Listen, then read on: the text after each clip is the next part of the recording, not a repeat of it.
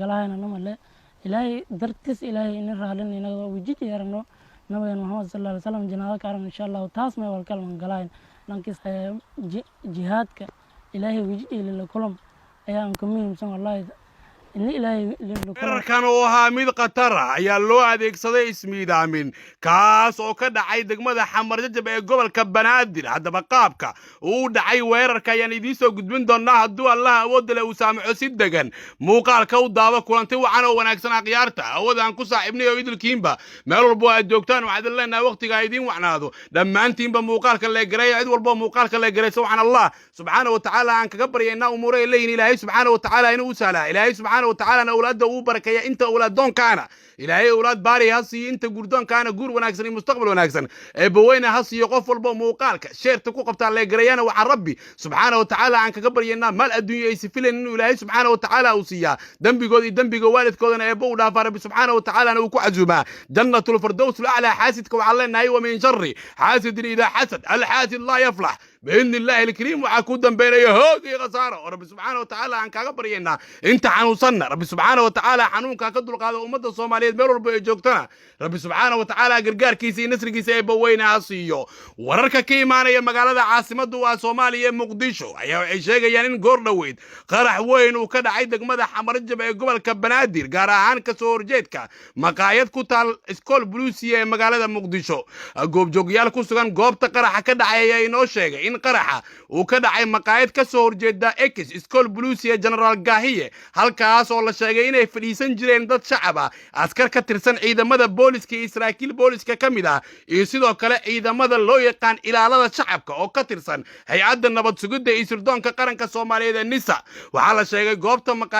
maqaayada ah oo ahayd goob aad u camiran isla markaana dad badan oo shacab ah ay ku sugnaayeen in goobta uu yimid wiil dhalinyaro ah oo sida la sheegay ku xirnaa jaakad laga soo buuxiyay waxyaabaha qarxa waxaana wararka intaas ay sii tilmaamayaan in wiilka uu fadhiistay maqaayada isla markaana dalab uu dhiibtay dabadeedna muddo daqiiqadaha kadib hal mar la maqlay qarax ogan oo ka dhacay gudaha maqaayada ku taal ka soo horjeedka iskool buluusiga degmada xamar jajab ee gobolka banaadir goobjoogayaasha ayaa sidoo kale intaasi sii raacinaya in goobta markuu qaraxa ka dhacay kadib ay soo gaareen ciidamo kala duwan oo ka tirsan dawladda kana agdhawaa goobta qaraxa uu ka dhacay waxaana sidoo kale wararka intaas ay sii raacinayaan qaraxa inuu dhaliyay qasaare iskugu jira dhimasho iyo dhaawac oo dad badan goobta ku sugnaa uu ka soo gaaray waxaana wararka sidoo kale ay tilmaamayaan in dadka dhintay iyo kuwa dhaawacmay ay ku jiraan askar ka tirsan ciidamada dawladda oo ku sugnaa goobta maqaayada ee weerarka ismiidaaminta lala beegsaday maqaayada ayaa la sheegay xilliga qaraxa uu ka dhacayay in ay ka socotay cunista qado waxaana la tilmaamayaa in goobta dadka ku sugnaa aysan jirin wax dareen ah oo ay qabeen oo cabsi ah laakiin hal mar oo qur ah laga warheray qarax halkaasi ka dhacay maadaama goobta ay ku sugnaayeen sidoo kale dad shacab ah isla markaana aysan jirin cabsi badan oo laga qabay in goobtaasi uu ka dhaco weerar ismiidaamin ah oo noocan oo kale ah al-shabaab ayaa muddooyinkii dambe waxay adeegsanayeen weeraro ismiidaamin ah ayadoona ay jiraan dhalinyaro ayadoo sidoo kale ay adeegsanayeen dhalinyaro isku soo xirtay jaakadaha waxyaabaha qarxa laga soo buuxiyay kuwaasoo gudaha u galaya maqaayado iyo weliba meelo bartilmaameed u ah